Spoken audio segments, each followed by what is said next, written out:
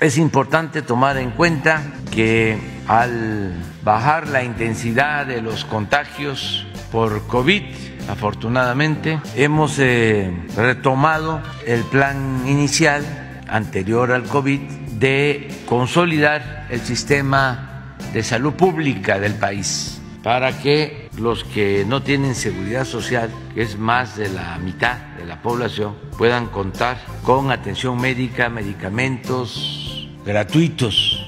Vamos a levantar, y ya iniciamos el proceso, el sistema de salud pública que estaba en el suelo, y por eso los martes ya se van a tratar los dos temas como asunto central, lo que tiene que ver con la construcción de este sistema IMSS Bienestar, que ya se aplica casi al 100%, como va a funcionar en todo el país el año próximo, en los estados de Nayarit, de Colima y de Tlaxcala, pero ese modelo es el que va a irse ampliando. Señor presidente, usted mencionó un dato, todo el tiempo nos lo ha hecho saber, este tema que había de la corrupción con la adquisición de los medicamentos, ahora se está solventando de una manera lenta porque somos un país muy complejo con prácticamente 32 diferentes secretarías de salud. Pero yo quisiera saber si nos pudiera ayudar el maestro Zoé. ¿Qué es lo que pasa? ¿Qué han visualizado? Y no sé si eventualmente pudieran traer a alguien que nos responda por parte del sistema de transporte colectivo, metro y de las clínicas. Llegan los medicamentos a través de las compras consolidadas, eso es evidente, sí está ocurriendo. Cuando llegan a las unidades hospitalarias también está pasando, pero cuando se tienen que administrar o se tienen que dar estos medicamentos de la farmacia, de la institución, al derechohabiente, ahí hay una pérdida importante de estos insumos. Los pacientes se quejan de llegar a estas farmacias, sobre todo en las clínicas del metro, y no hay medicamentos, pero he hecho varias preguntas, investigaciones al respecto, y nos dicen es que sí están llegando los medicamentos, pero el usuario final no lo tiene. ¿Ahí qué es lo que está pasando y qué se está haciendo al respecto? Sí, gracias. Se está trabajando bien, sí, son tramos igual, sí, que hay que ir venciendo. La distribución, bueno, la adquisición de las medicinas, ahí hay un problema. Ya. Luego, la distribución. Eran empresas también que hacían su agosto con la distribución.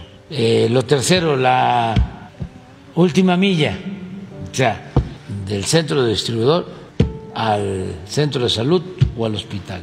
Y luego el manejo de los medicamentos al interior del centro de salud y de los hospitales para el paciente.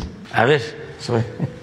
Sí, bueno, como lo acaba de mencionar el presidente, para que tengamos una receta que se cumple completa en una farmacia, y aquí la parte de que sea completa es importante porque una receta que tiene 2 o 3 medicamentos, pero solo se entrega uno o dos y falta uno, pues no está satisfecha.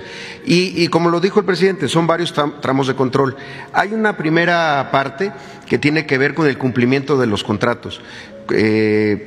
Con la compra que hizo Insabi, muchas empresas, muchos laboratorios que cumplen a cabalidad, otros no, y eso es importante señalarlo, y se tienen que imponer las sanciones, rescisiones de contrato, multas, penalizaciones y en algunos casos denuncia, y creo que es importante también aclararlo. Hay algunas empresas que no necesariamente cumplen, porque quizá cuando hicieron el proceso de licitación ofertaron algo que no iban a poder cumplir, y ahí también pues llamamos a esa responsabilidad por parte de los laboratorios. Después cuando las empresas cumplen bien con su contrato, como se acaba de señalar, se hace una concentración en los almacenes centrales de las diferentes instituciones y en los estados en almacenes estatales, y de ahí hacia las unidades, ya sea hospitales o las unidades de primer nivel, que son las que están más dispersas, las que son más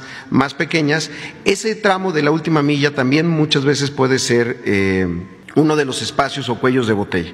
Ahora, efectivamente, nosotros todas las semanas verificamos ese indicador, en donde hay un abasto suficiente, incluso de varios meses que hay inventario, pero que la receta no se cumplió.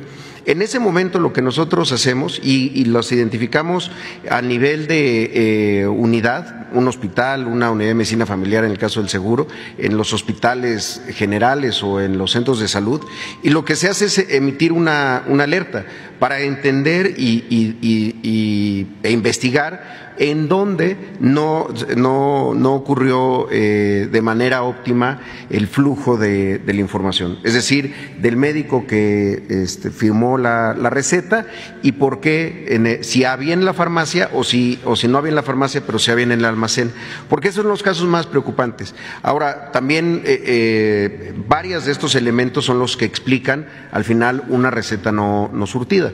Nosotros al inicio del año lo mencionábamos, nuestro objetivo era lograr en el primer trimestre superar el 96%, cerramos julio con 96.7% de surtimiento de recetas efectivas en el Seguro Social, y el resto que nos falta es por estas razones. Pero sin duda ese es el caso que más nos interesa resolver, cuando sí está el medicamento, pero que por algún tema operativo interno no se haya entregado. Pero sí quiero aclarar lo que es en ese porcentaje que nos hace falta. En algunos casos, también decirlo, tiene que ver con estos incumplimientos de contratos.